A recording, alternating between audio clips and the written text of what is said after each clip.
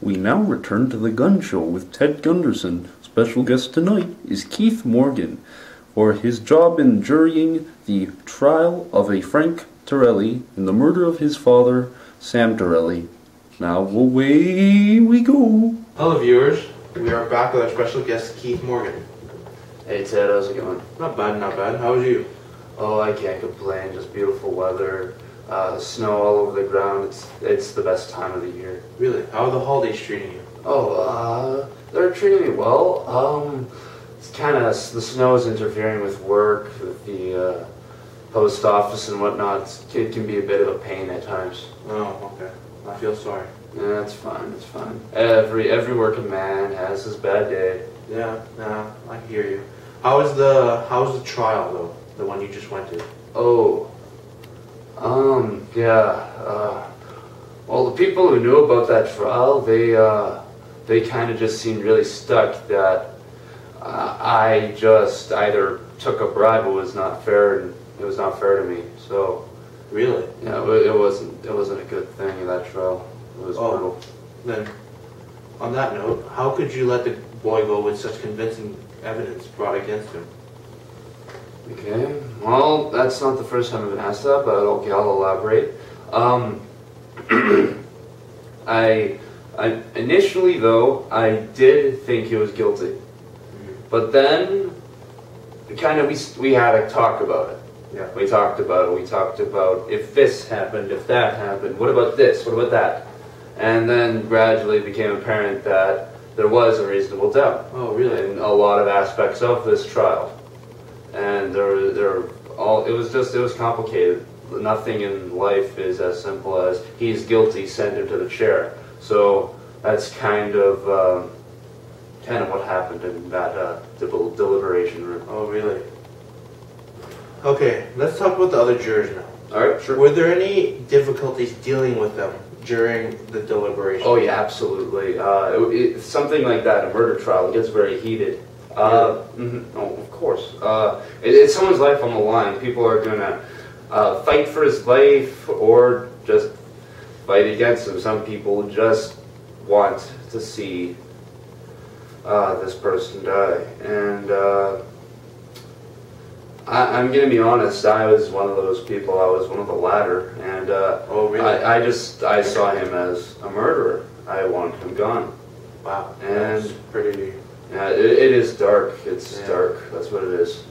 Yeah, so we got into arguments about that, it was a big argument about his fate. That was what it was, this trial. Well, that's what a trial is. It was tough just talking. Everyone got into kind of a hatred of one another. It was brutal. Oh, good. Okay, now that we've done talking about the jurors, how was the environment in the room during the deliberation? Okay, well, the air conditioner we couldn't find a way to turn that on until very late into the trial, so everyone literally was heated and just kind of upset. They're all aggravated right off the bat just because they couldn't find a way to keep cool, and then they lost their cool, so that was kind of how things turned out because of the environment, yeah. Oh, really? Okay. Now, what were your first impressions on the defendant?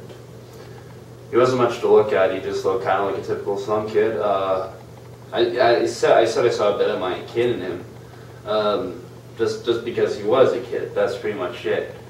He wasn't remarkable at all. Again. So you took number 10's, as you say, his opinion on. Well, no. I wouldn't say that. It's just like what I meant by a slum kid was he was beat up. You know.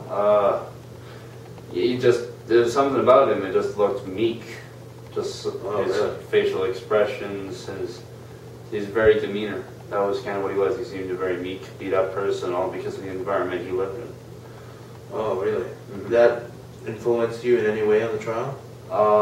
What? That, how he looked? Like his... Yes, your impression of him. Yeah. Yes, because I could see him do that, I could see him just out of it. Not entirely sure. It's a complicated issue. I don't want to say too much just about the trial. We talked a lot about this issue. Not really sure if I should say it or actually legally could. That's another problem. Yeah, so just in short, I just looked kind of a little mangy at best. You know. Okay. Now, were there any biases among you or any of the other jurors? Yeah, there were. There was this one guy. Was I think juror? He was either juror number. No. No. He was juror number 10. So juror number 10, he would just go on about how some kids were saying they're all greedy, they raped, they drank. It was ridiculous. We had to literally just force him to shut up just by ignoring him. He just did it for attention. That was another weird thing that I kind of never got. I had a bit of a bias myself in the trial because I was a bit estranged with my boy at the time, and I kind of saw bits of my kid in the defendant. So yeah, I guess I was very biased initially. That was kind of why I wanted him to die initially. Your father beat you as a child. Yep, I saw that unfortunately. Yeah. That must have been a pretty rough childhood. No, not really. It was I think I'm saying quite a bit too much about my personal life on TV, but made me into a more hardworking person. Oh, really? Yeah. Yeah, I'm not really sure, but the trial also kind of taught me new perspective just about what abuse can do on a developing mind. So. Oh, really? On that, you felt a connection with the child, the defendant? Only after the trial. Initially, I connected with the father who was murdered. So, I honestly felt myself being stabbed by my son. If I were in that circumstance, I wanted him to go just because of that reason. Oh, really? Mm-hmm. Okay. Now, I know my viewers would agree with me with you answering that this will be the most important question. That, how did you feel about the verdict? It was a life-changing verdict. Well, of course, it was a life-changing verdict for the defendant, but it was also for me as well because I gradually learned that there are two sides to every story through that trial. There is a reasonable doubt in a lot of things we do in life. You always should be asking questions. There's no such thing as a dumb question. That was another thing that frequently came up, things that infuriated me during the trial.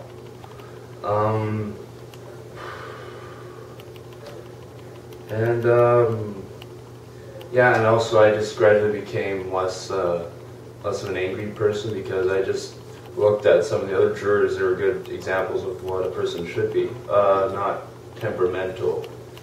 And I started taking anger management classes, and it's turned out great. So you felt really happy about what the verdict came out to be? Well, yeah. In a way, it was kind of like I saved my own kid because my kid was so... Well, okay, it wasn't similar again. He just reminded me of him.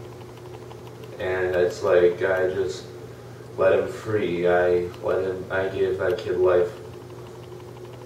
And it's not one of those things you forget. A murder trial, it's a big deal. And when I got the letter, I was really reluctant.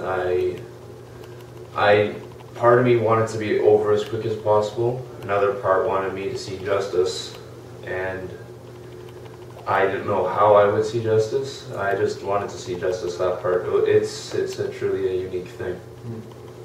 Thank you, Keith. Thank you for having us. Thank you. This is great. Tune in next time for our next special guest.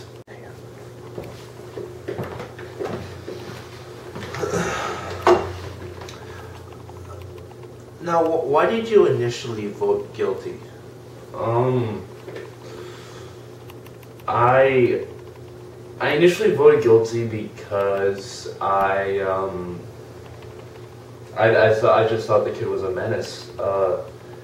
He stabbed his own father. Now that's a very serious thing to do. Like, murder is very serious, but then you get murdering one of your own family, that's even worse. And I just thought it was unforgivable, even despite his upbringing and other things I didn't really take into account until much later, or kind of chose to ignore.